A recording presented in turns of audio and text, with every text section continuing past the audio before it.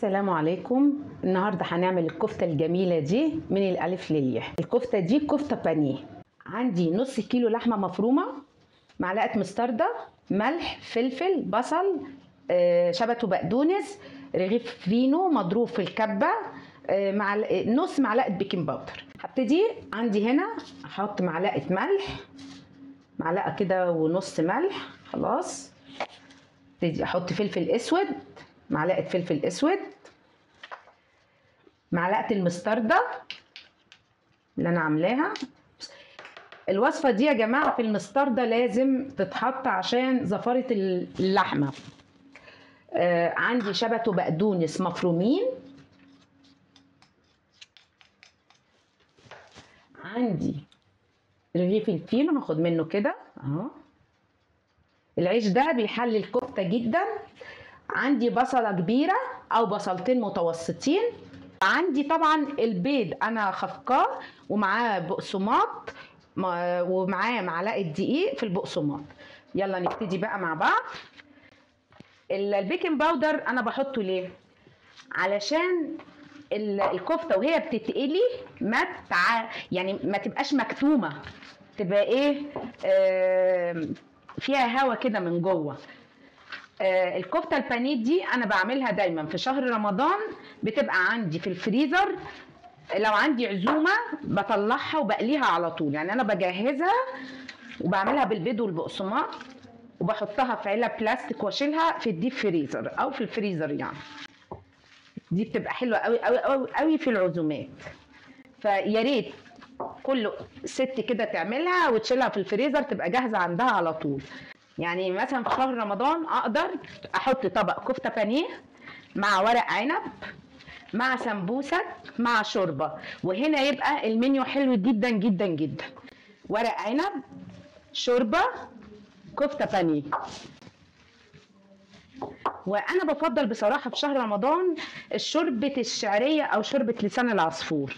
يعني ما بحبش بقى شوربه الايه الطماطم بتبقى حاميه، شوربه العدس، الحاجات دي كلها مش يعني بتبقى حاميه، ما بتبقاش حلوه.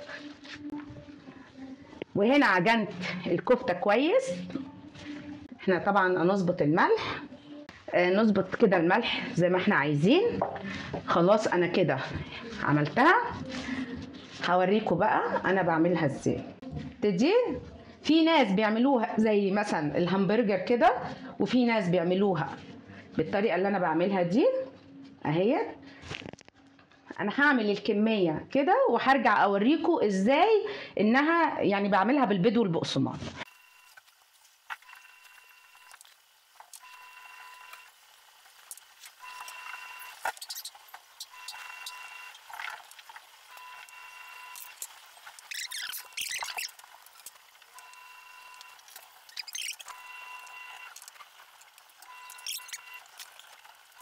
ودلوقتي انا خلصت الكميه اللي انا عملتها، هبتدي بقى اعملها يعني اسقطها في البيض واطلعها في البقسماط. يلا بينا كده اهو. البيض ده انا حاطه له نقطه خل وحاطه له ملح وفلفل. خدها كده كفتايه اهي كده.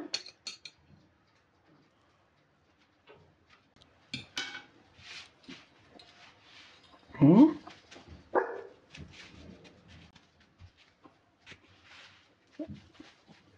اغلفها بالبقسماط كده. البقسماط ده يا جماعه انا حاطه فيه معلقه دقيق.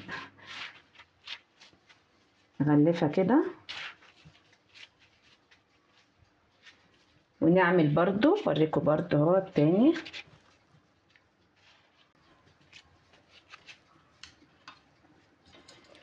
شايفين كده بالبيض، يعني ما تبقاش ايه فيها حته مش محطوط فيها بقسماط.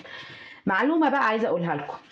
انا عندي بجيب فراخ صدور، وممكن كمان اجيب يعني برضو فراخ وراك، واخدها كل ده مخلي، اخده اضربه في الكبه، بس طبعا بعد ما بغسل الفراخ كويس قوي قوي قوي واسيبها تتصفى كويس قوي قوي قوي، وبعدين اجيبها اضربها في الكبه. ونفس الخطوات اللي انا عملتها في الكفته دي اعملها في الفراخ، يعني اعمل فراخ كفتة فراخ برضو بتبقى حلوة قوي قوي. جربوها والله هتعجبكم.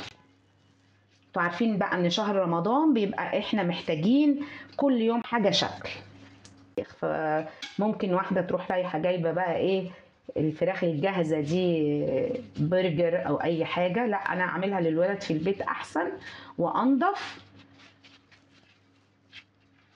خلاص. وكمية بقى، يعني مثلا انت عاملة كيلو او نص كيلو يديكي كمية كبيرة جدا، وضامنة نظافتها وضامنة ان انت عاملاها ازاي وهي نفس خطوات الكفتة البانيه، هي خطوات كفتة الفراخ يعني. كده افضل يعني انا طبعا بعمل الكفتة الاول بالطريقة دي علشان ما اطولش عليكم الفيديو.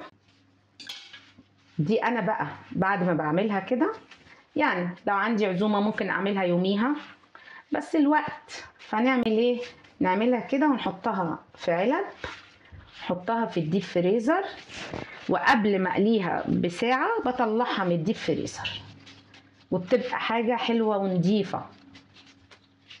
خلاص. نص كيلو لحمة طلع لي كمية من الكفتة، كمية كبيرة ممكن اعملها على مرتين.